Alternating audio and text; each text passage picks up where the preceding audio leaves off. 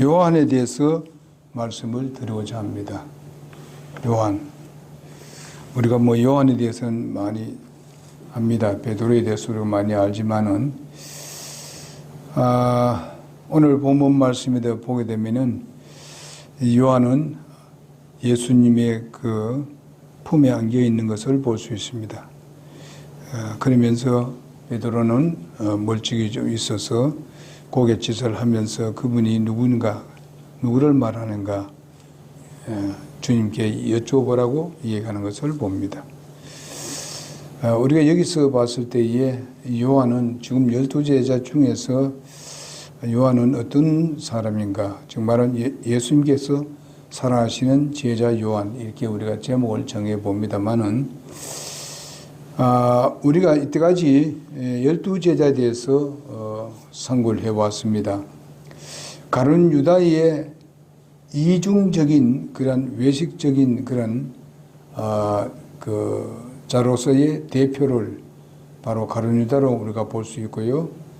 그 다음에 우리는 도마는 바로 교제권에서 벗어남으로 인해 가지고 의심과 회의심이 있었습니다만은 예수님을 바라봄으로써 의심하던 그런 것이 바로 사라지고 말한 것을 볼 수 있습니다. 이제 의심이 사라졌다 이 말이죠. 또 여러분, 이 안드레에 대한 것은 우리가 한 영혼에 대한 중요성, 한 영혼에 대한 사랑의 그 모습을 우리가 안드레 하게 되면은 그렇게 우리가 들을 수 있고요. 또 우리는 베드로에 대해서는요, 자주 넘어져도 약하면서도 강한 제자가 바로 베드로였다. 이렇게 우리가 한마디로 말씀을 드릴 수가 있겠습니다. 그런데 오늘 이 사도 요한은 바로 사랑의 모습을 사도 요한을 통해서 우리가 배우게 될 것입니다. 여러분, 요한이라는 원래 뜻은 하나님은 은혜로우시다는 뜻입니다. 하나님은 은혜로우시다 이런 뜻입니다. 원래는. 오늘은 이 사도 요한의 사랑의 모습을 배우겠는데, 요한의 별명은 바로 사랑의 제자 이렇게 부르고 있습니다. 이 별명은 주님이 친히 지어주신 그런 별명입니다.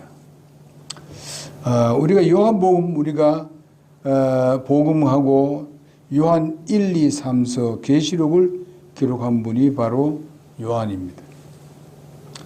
자신의 이름을 밝히지 않고 주님께서 사랑하시는 제자 이렇게 표현을 했습니다.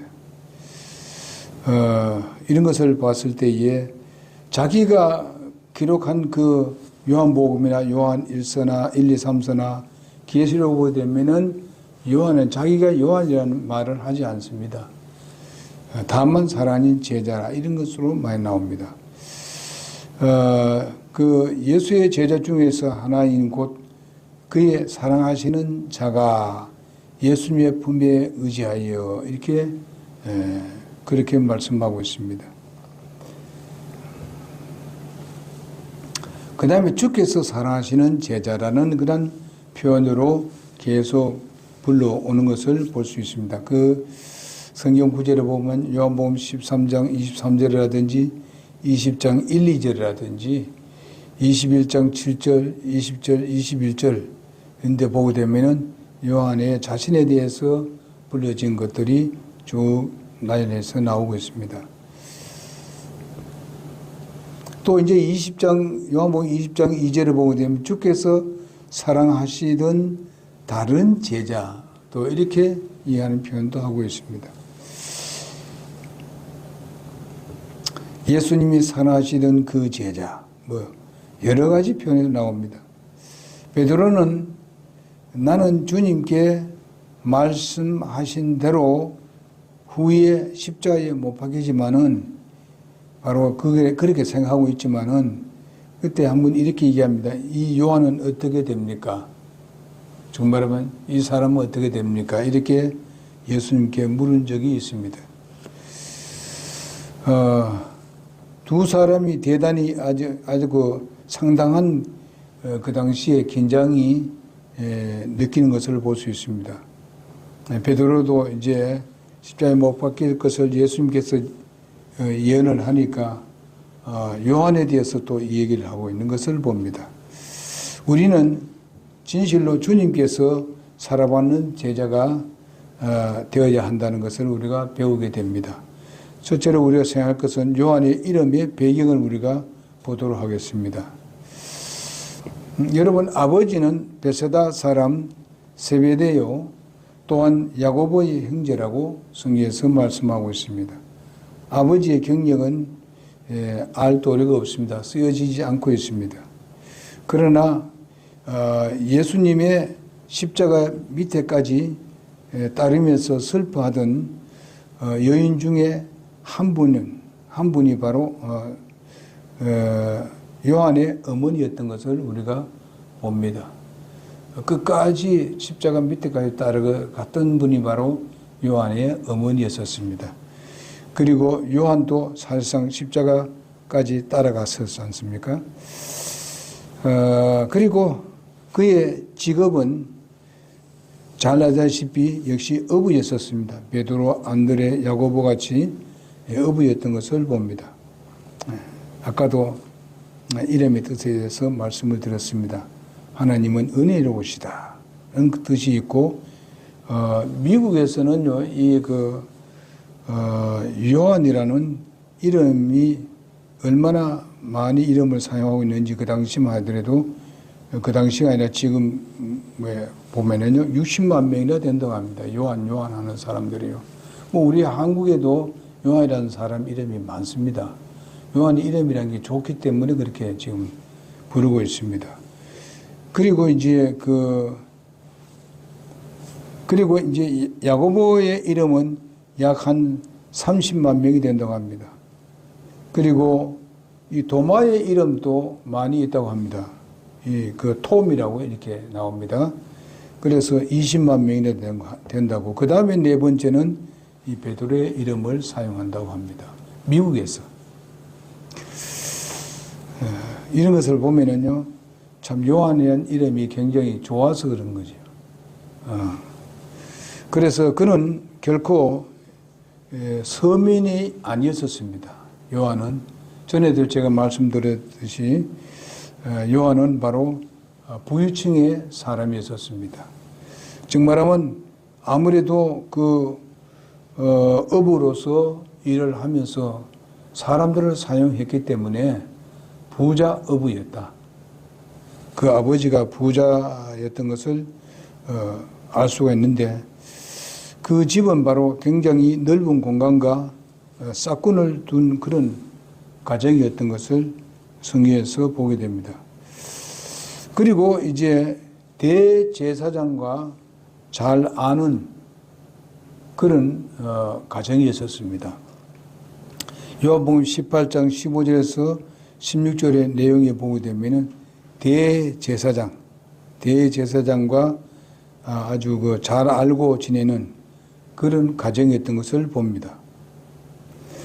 아주 그 고장에서는 아주 영향력이 가지고 있었던 가정이었던 것을 알 수 있고, 어느 날 그물을 버리고 바로 예수님을 쫓은 것을 볼 수 있습니다. 이런 것을 보더라도 요한이 아주 담대했던 것을 우리가 알 수 있습니다. 좀 잘 살고 부유하게 되면은 예수님을 쫓기가 그렇게 힘듭니다.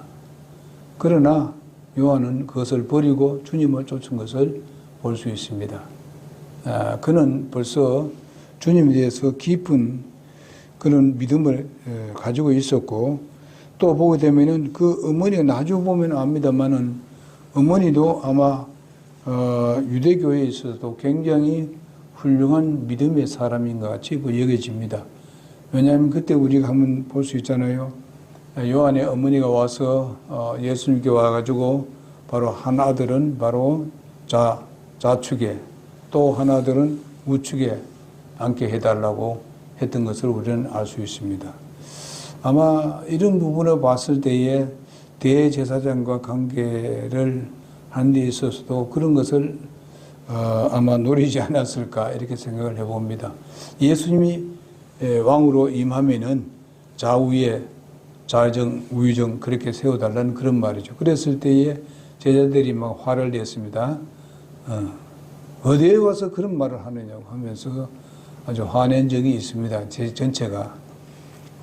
그렇게 해서 예수님은 바로 그것은 하나님이 하실 일이지 내가 할 일이 아니다. 내가 이 고난당하는 내 잔을 마실 수 있겠느냐. 그렇게 하니까 그렇게 마실 수 있다고. 그렇지만은 그 얻는 것은 좌우에 앉히는 것은 하나님이 하실 일이지 내가 하는 일이 아니다고 예수님께서 말씀을 하셨던 것을 봅니다.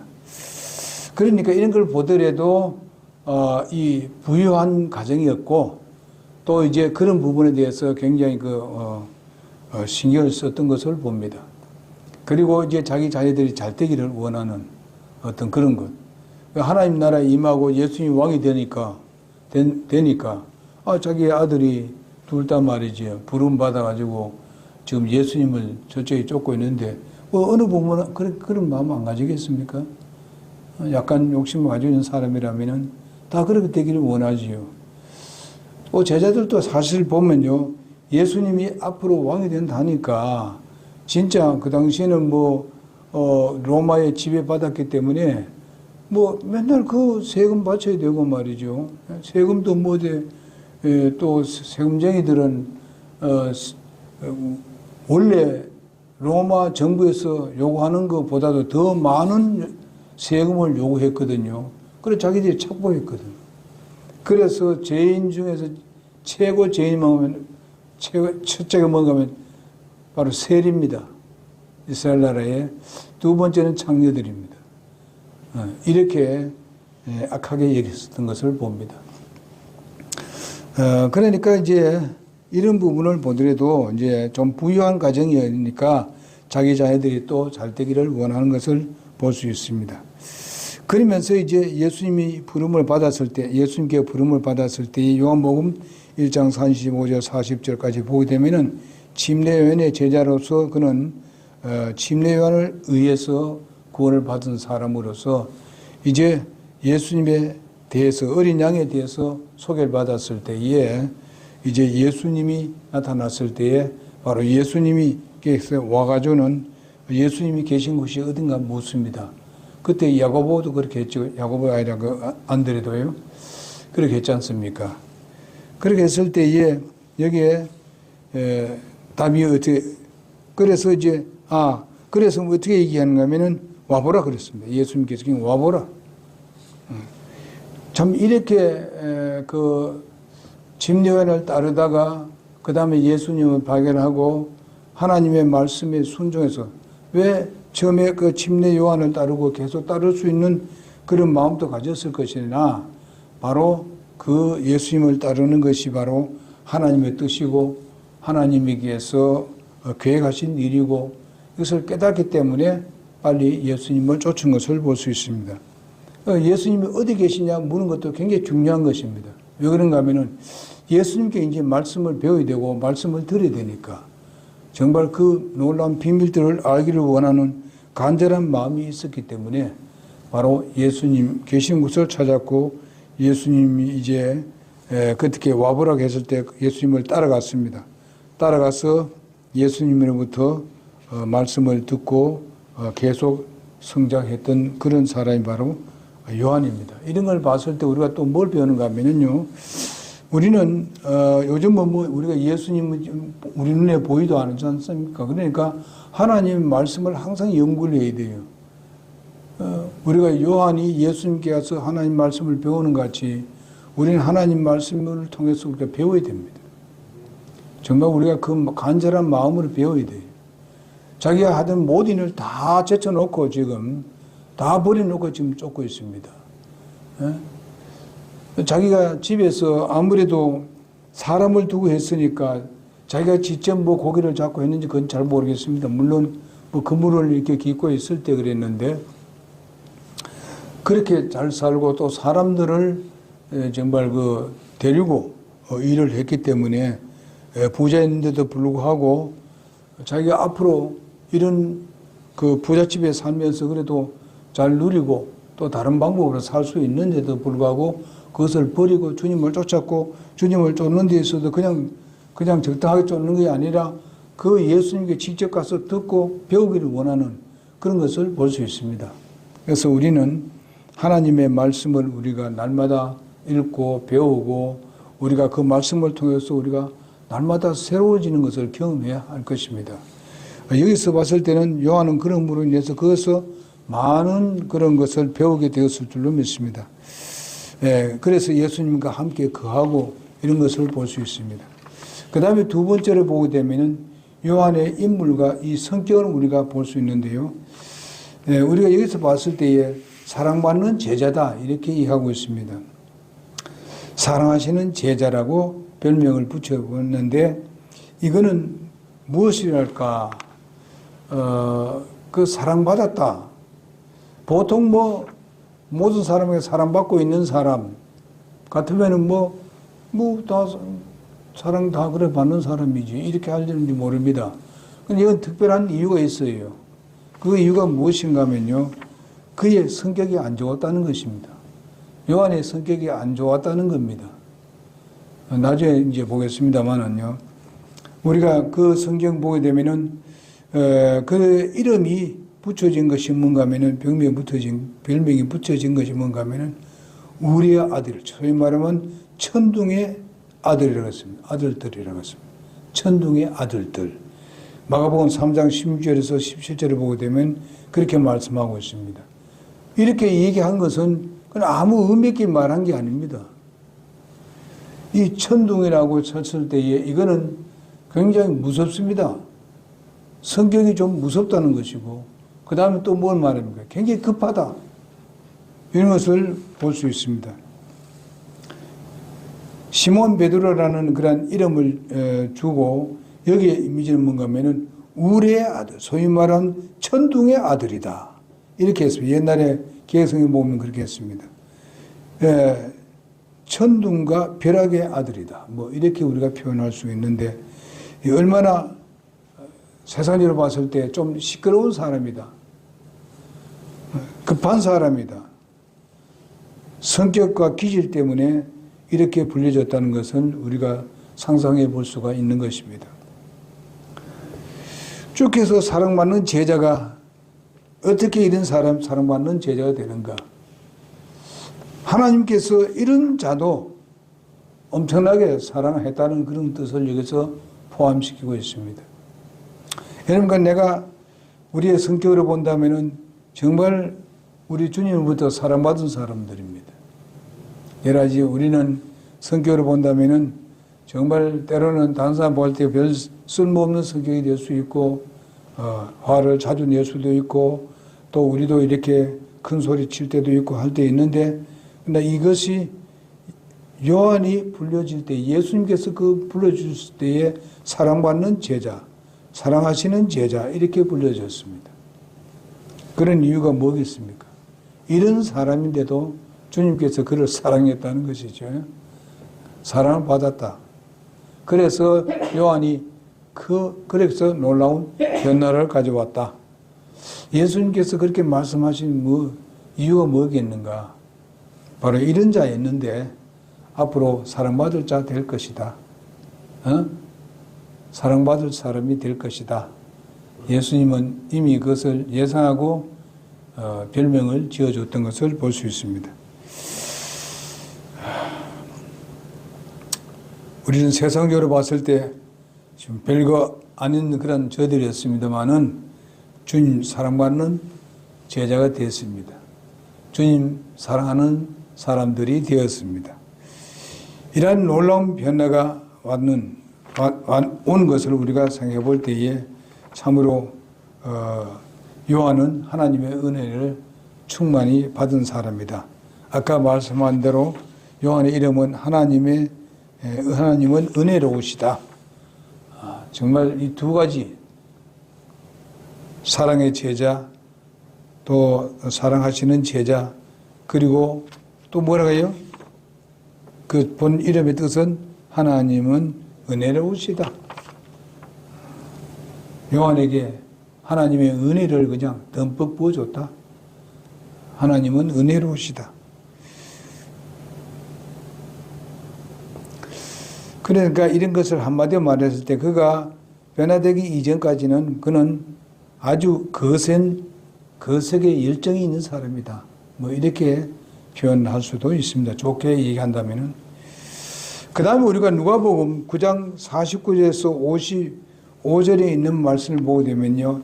49절에 보면 요한이 여짜오되 주여 어떤 사람이 주의 이름으로 마귀를 쫓아내고 있습니다.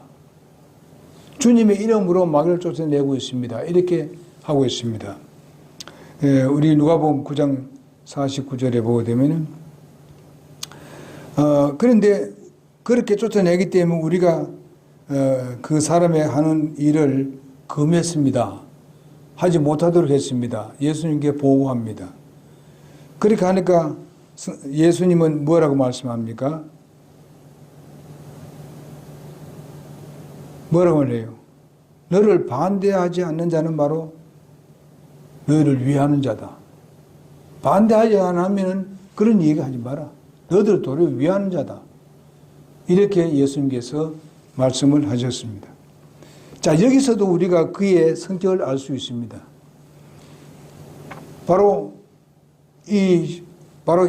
자기의, 그 예수님은 소위 말하면 자기들의 것이다. 요것만 생각하고 다른 사람에게 대한 데 대해서는 다른 사람이 그걸 가진 데 대해서는 허락을 안 하는 그런 사람이죠. 여러분은 그렇지 않으리라고 믿습니다. 왜냐하면 우리가 어떤 사람이 구원받고 구원의 확신을 가졌다.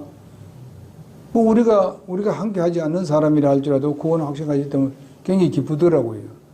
우리가 상담을 하다 보고 어떤 사람들은 이미 구원받아서 우리 교회에 온 사람도 있지 않습니까? 그러니까 감사할 일이죠.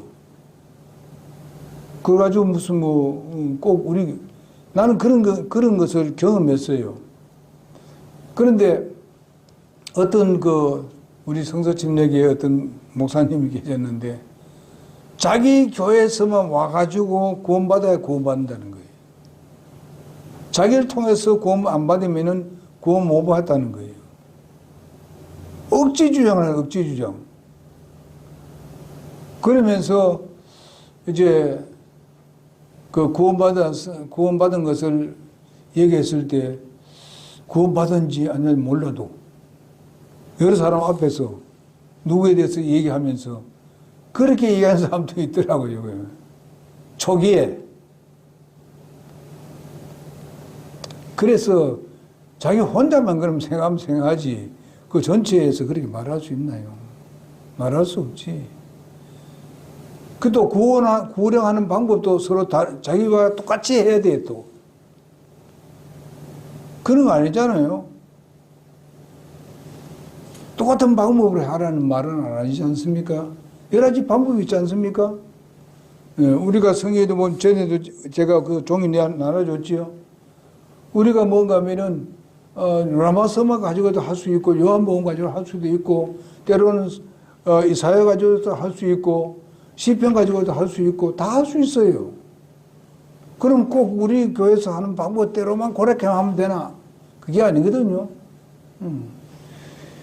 근데 여기 보게 되면은 요한은 바로 그렇게 해가지고 자기의 고개만 국한시켜서 얘기함으로 인해 가지고 이렇게 와서 예수님께 고발하는 것을 볼 수 있습니다. 그래서 막았다고 얘기합니다. 이러한 거센 열정은 바로 하나의 다른 말로 말하면 외골수다. 이렇게 말할 수도 있습니다. 그러나 우리가 진리에 대해서는 외골수란 있을 수 없습니다. 진리는 진리지. 그래서 많은 때에 보게 되면은 그렇게 얘기를 하는 사람도 있습니다만은 바로 요한은 그런 사람이 있었습니다. 그래서 우리는 때로는 하나님의 사람들을 우리가 구원받게 하는 데 있어서는요, 우리가 많은 사람들을 받아들여야 돼요. 그리고 거기서 하나님의 진리의 말씀으로 가르쳐야 되죠. 받아들이는 하나님도 마찬가지잖아요. 하나님도 우리 인류 전체를 사랑했습니다. 다 구원받기를 원합니다. 그러나 본인이 원치 않으니까 하나님께서 구원 안 하시는 것이죠. 끝까지 반대하고 끝까지 안 믿으니까 구원 못 하는 거죠.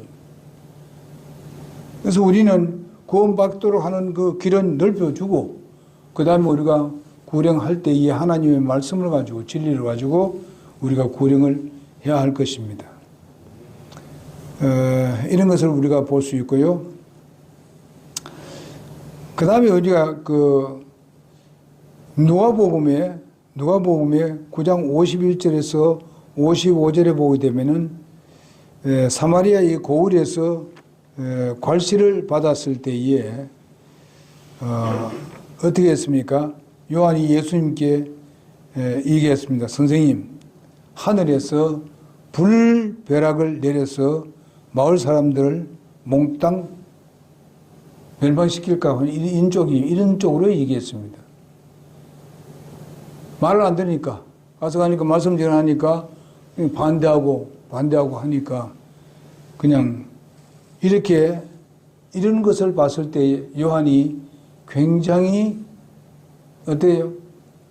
그 뜻이 맞지요. 예? 바로 천둥 아들 같은 그런 사람입니다. 그 우연히 그렇게 불려지는 게 아니에요, 보면. 우리가 이런 마음을 가지고 우리가 복음을 증거하게 되면 안 되죠. 그러나 우리는 복음을 올바로 증거를 하고 모든 사람을 받아들이면서도 그들이 그것을 진리를 받고 안 받고는 자기 개인에게 달려있는 것이지, 우리가 이 사람은 받아야 되고 이 사람은 안 받아야 되고 이런 게 없잖아요. 이런 것을 우리가 볼 수 있고, 또 여기에 예수님을 반대한다고 해서 그들에게 불을 내려달라고 이렇게 하면 안 되지. 얼마나 이 성경이 무섭다는 것을 알 수 있죠. 그런데 참 이런 요한이 얼마나 변화를 가져왔는지를 여러분 보게 되면 알잖아요. 요한복음을 봐도 알고, 그 다음에 요한 1, 2, 3서를 보게 되면 그 완전 사랑에 대한 얘기 아닙니까? 그 다음에 계시록도 보게 되면은 아주 그 놀라운 그 계시를 한 것을 볼 수 있습니다.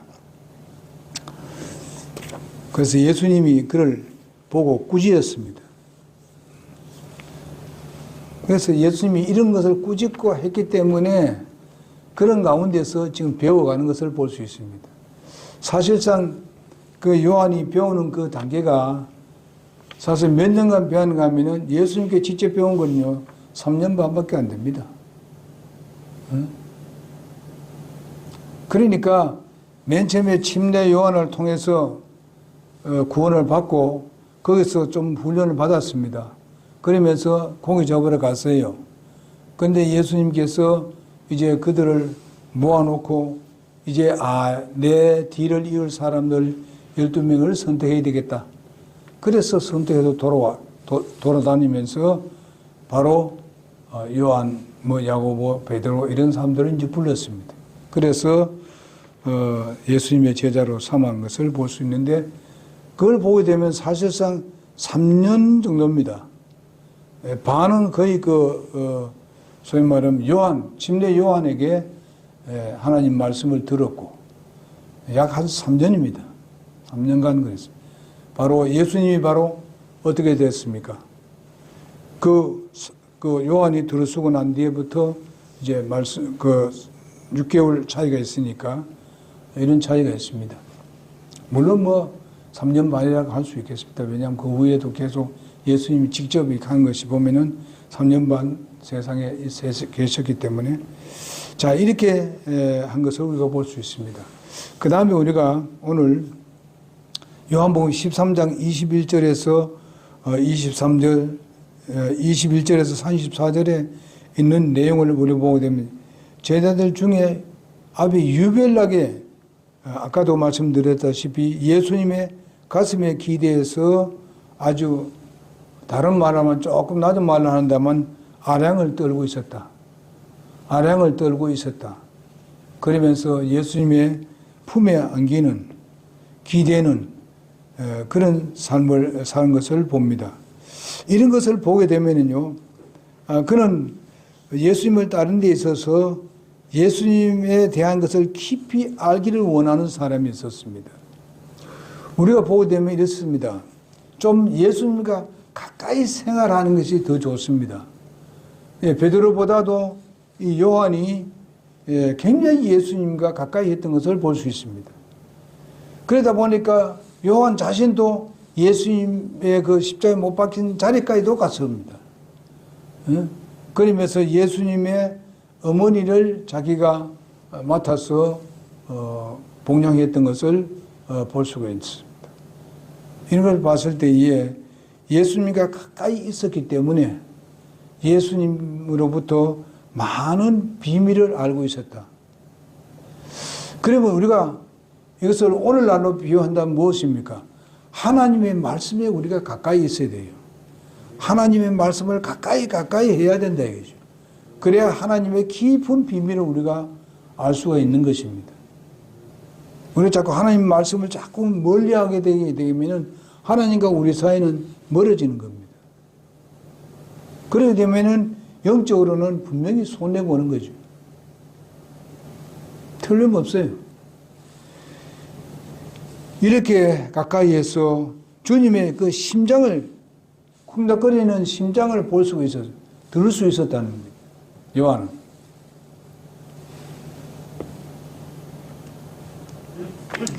그래서 그는 갑작스럽게 불벼락 나는 내리는 그런 격정을 가지고 있는 심한 제자였으나 그러나 이제 제자의 삶 속에서 그는 변화하기 시작하는 것을 볼 수 있습니다. 우리 요한복음 13장 34절에 보게 되면은 새 계명을 너에게 주노니 서로 사랑하라. 예수님의 설교를 듣고 주님의 가슴 속에 사랑의 고동 소리를 귀로 들었던 사람, 그 사람이 요한입니다. 이런 놀라운 변화를 가져가는 것을 볼 수 있습니다. 그러면서 예수님부터 무슨 말씀 들었습니까? 나도 그를 사랑하여 나를 그에게 나타내리라. 나를 사랑하는 사람은 나를 그에게 나타낼 것이고 또 나를 그에게 나타내리라. 하나님의 사랑이 그에게 거할 것이고 이렇게 기록한 것을 볼 수 있습니다. 오늘 저녁의 마지막에 요한복음 20장 1절에서 8절에 보게 되면은 부활의 소식을 듣습니다. 듣자마자 그는 무덤에서 먼저 도착했던 것을 잘 알 줄 믿습니다. 그러면서 거기에 먼저 뛰어들어간 사람은 가서 깊이 들어가서 전부 다 확인한 사람은 누굽니까? 바로 베드로가 먼저 했습니다. 그런 것을 볼 수 있습니다. 여기 보게 되는 두 사람의 성격이 잘 나와 있습니다. 보면. 그리고 무덤의 상태를 확인하고 주님의 그 부활에 대한 확실한 신뢰를 하고 있는 것을 볼 수 있습니다. 21장 5절에서 7절에 보게 되면 제자들이 우왕좌왕하고 있을 때에 그는 예수님을 제일 먼저 알아봤습니다. 제일 먼저 알아봤어요. 그때 언제입니까? 물고기 잡으러 갔을 때입니다. 나는 물고기 잡으러 가노라 베드로와 같이 갔을 때입니다. 그럴 때에 그 물고기를 많이 잡아 올렸을 때에 바로 예수님에 대해서 빨리 알았습니다. 제일 먼저 알았어요. 아, 주님이시다. 이렇게 하니까 제일 먼저 주님께로 간 사람은 누구예요? 베드로입니다. 항상 그래요, 보면요. 자, 그러니까 발견을 빨리 해도 움직이는 거 빨리 움직이는 사람은 누굽니까? 베드로입니다. 베드로는 항상 요한이 먼저 발견해 놓으면 그제서야 이제 확신을 갖는 겁니다. 우리가 이런 것을 우리가 교회에서도 보면 성도들 간에도 그럴 수도 있습니다. 그러나 다 다 필요합니다. 다 그런 사람들이 존재해야 하는 것입니다. 그래서 베드로가 그냥 대강 옷을 걸치고 쫓아가지 않습니까? 그러나 나중에 제자들은 이제 그 배를 이제 끌고 옵니다. 그리고 와보니까 예수님께서 전에도 얘기했듯이 바로 그들이 먹을 것을 준비하고 있었고, 정말 고기도 구워놓고, 떡도 구워놓고, 불도 피워놓고, 이렇게 하는 것을 볼 수 있습니다. 그 고기는 어디서 나왔을까요? 그들이 잡아먹은 것을 한 게 아니에요. 예수님 미리 고기를 구워놓고 있었다고요. 떡을 구워놓고 있었고. 예수님은 다 그래 할 수 있죠. 부활하신 분은. 이렇게 한 것을 보고, 이런 것을 예수님이, 왜 그러면 예수님을 먼저 알았느냐? 요한이. 이유가 뭡니까? 예수님을 가까이 있으니까 예수님의 사랑에 대한 것이 통찰력이 있다. 하나님을 깊이 사랑하고 하나님 말씀을 가까이 하고 이렇게 사랑할 때에 통찰력이 있다는 것입니다. 금방 알아서 할 수 있다. 여러분 가까이 하는 사람도 우리가 있지 않습니까? 우리가 교제하는 가운데서도 가까이 하게 되게 되면은 그 사람의 마음의 자체를 때로는 파악할 수도 있는 데가 많아요, 보면요. 무슨 마음을 가지고 있는지 이런 것을 알 수 있습니다. 바로 그런 것 같이 여기 보게 되면은 금방 예수님의 얼굴을 알아봤습니다. 그럼 뭘 보고 하느냐? 많은 물고기를 잡아서 올리니까 예수님에 대해서 생각났는가? 물론 거기에 있을 거예요. 그러나 다른 제자들은 좀 느렸습니다. 왜냐하면 우왕좌왕하고 있었을 테니까. 혹시나 뭔가 또 유령인가? 또 이제 그때 왜 베드로가 빠졌을 때에 예수님이 걸어왔는데 유령인 줄 알았잖아요. 소위 말하면은 마귀 유령인 줄 알았잖아요. 그런 줄 알았는데 사실상 그들이 두려워하고 있었습니다만은 그때는 또 어떻습니까? 베드로가 그냥 자기를 물 위로 올라오게 해달란다. 그러니까 이렇게 믿음이 굉장히 좋았는데 금방 사그레지는 사람이 바로 또 베드로예요. 그래 되니까 결과서는 또 이제 주님을 부르짖습니다. 그러니까 바로 구원해 주십니다. 여기서 우리가 봤을 때에 그 베드로와 요한의 차이가 이런 차이가 있다 하는 것을 볼 수 있고, 요한이 무슨 전부터 성격이 좋아가지고 무슨 대단한 좋은 성격을 가지고 있기 때문에 이래 된 것이 결코 아니라는 것을 볼 수 있고, 또 베드로라는 건 맨 처음에 시몬에 대해 이 돌인데 나중에 어떻습니까? 좀 큰 돌로 주님께서 말씀을 드렸다고요. 얘기했단 말이에요. 근데 그때 베드로가 변화를 가져왔습니까? 전혀 그때 변함이 없었어요. 그런데 예수님은 미래를 보고 얘기했다는 것이죠. 여기도 마찬가지입니다. 요한을 봤을 때 미래를 보고 별명을 지어줬습니다. 이런 것을 우리가 생각하면은, 자, 여러분 내게 주어진 별명이 뭐냐? 뭐겠어요? 자기 본인 이름 외에 다른 게 뭡니까? 우리를 그리스도인이라는 이름을 비춰줬습니다. 베드로가 나중에 자기 이름 같이 그와 같은 삶을 살았습니다. 베드로도 나중에 그 이름과 같은 삶을 살았습니다. 우리도 그리스도인이라는 이름을 새로 지어줬으니까 우리도 그리스도인다운 삶을 살아야 된다 하는 것을 우리가 배우게 됩니다. 때로는 우리가 그렇지 못한 부분을 봤을 때 빨리 나는 그리스도인이야 이렇게 주장을 해야 되지. 그러면서 내 자신을 살피고 바르게 하는 일에 최선을 다해야 되지 않겠는가. 우리가 여기서 그런 것을 우리에게 가르쳐주고 있습니다. 사실상 주님께서 제일 좋아하는 게 뭔가 하면은 사랑입니다. 그분은 원체가 사랑이니까. 그래서 우리는 누구를 닮아가야 되냐? 우리 요한을 닮아야 됩니다. 우리는 베드로를 닮아야 되고, 우리는 또 뭡니까? 안드레도 닮아야 되고, 예? 다 우리가 닮아야 될 그 부분들이 있습니다. 그것만 우리가 내 것으로 만들면 되는 거예요.